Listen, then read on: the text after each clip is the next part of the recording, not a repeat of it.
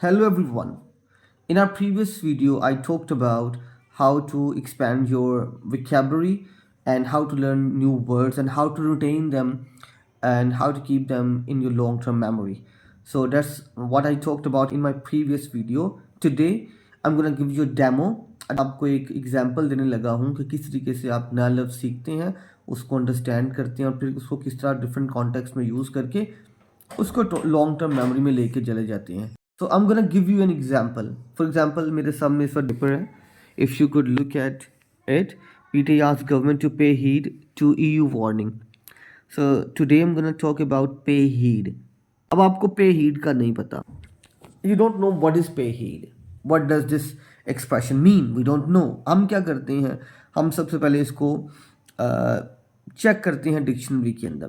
क्योंकि हमने इसका मतलब देखा तो हमें पता चला कि इसका मतलब है किसी की बात को सीरियस लेना, गौर से सुनना, पे अटेंशन टू समबडी और समथिंग, और pay close attention to something.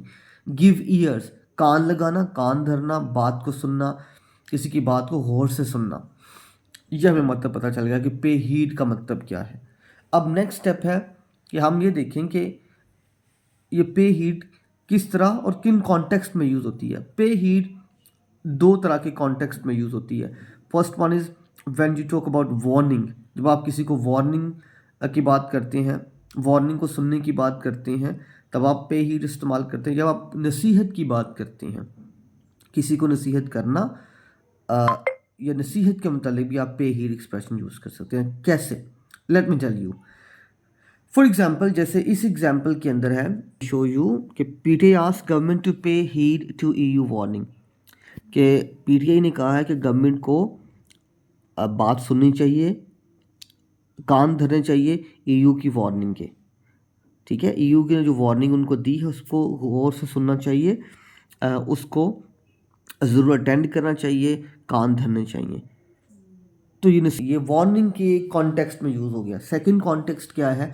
Advice में, नसीहत के मतलब हम कह सकते हैं कि किसी की नसीहत के ऊपर कान धरना. For example, we must pay heed to our parents advice, कि हमें अपने वालिदैन की नसीहत पे ज़रूर कान धरने चाहिए, उनकी बात को गौर से अटेंड करना चाहिए, सुनना चाहिए.